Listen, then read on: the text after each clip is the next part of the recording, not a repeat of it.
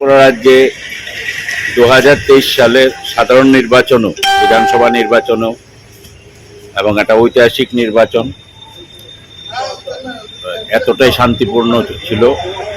মানুষ তার 100% মানুষ তার অধিকার প্রয়োগ করেছে, যেটা কমিউনিস্ট পার্টির শাসনে সম্ভব ছিল না। ত্রিপুরা রাজ্যে ভোটের নামে প্রহসন হতো।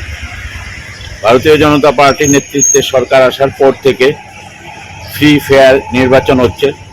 প্রত্যেকটা নাগরিক তার গণতান্ত্রিক অধিকার প্রয়োগ করার অধিকার পেয়েছে। আমরা নিশ্চিত আজকে ত্রিপুরার মতো ছোট্ট রাজ্য, প্রান্তিক রাজ্য, গত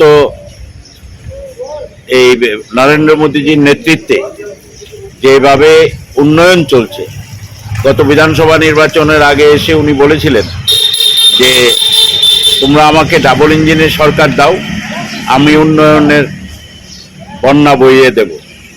এবং আমরা সেটা লক্ষ্য করেছি। আমাদের প্রিয় প্রধানমন্ত্রী নরেন্দ্র ভাই দামোদর দাস মোদী, উনি ওনার কথা রেখেছেন।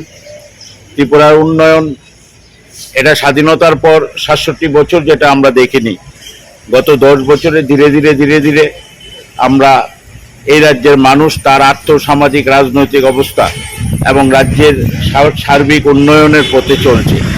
এই উন্নয়নকে ত্বরান্বিত করতে এবং তৃতীয়বারের জন্য ভারতবর্ষের প্রধানমন্ত্রী হিসেবে আমাদের নরেন্দ্র মোদীজিকে ভারতবর্ষের মানুষ চাইছে। আমরা নিশ্চিত যে ভারতবর্ষে তৃতীয়বারের জন্য বিশাল সংখ্যক আসন নিয়ে আমাদের প্রিয় প্রধানমন্ত্রী আবার প্রধানমন্ত্রী হিসেবে শপথ নেবেন এবং রাজ্য এবং দেশের যে উন্নয়ন চলছে, যে 2014 সালে যেখানে ভারতবর্ষ পৃথিবীতে অর্থনীতিতে 10 স্থানে ছিল, 10 নম্বর জায়গায়, সেখানে গত 10 বছরে আজকে ভারতবর্ষ 5 নম্বর জায়গায় উঠে এসছে। এর মধ্যে আমাদের প্রধানমন্ত্রী নরেন্দ্র মোদীজির নেতৃত্বে ভারতবর্ষ তৃতীয় স্থানে উঠে আসবে এবং আমাদের ভারতবর্ষের 140 কোটি মানুষের সার্বিক উন্নয়ন হবে।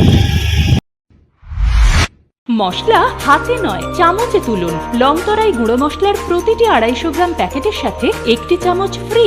লংতরাই গুঁড়ো মশলা, রান্নায় তোমাকে চাই।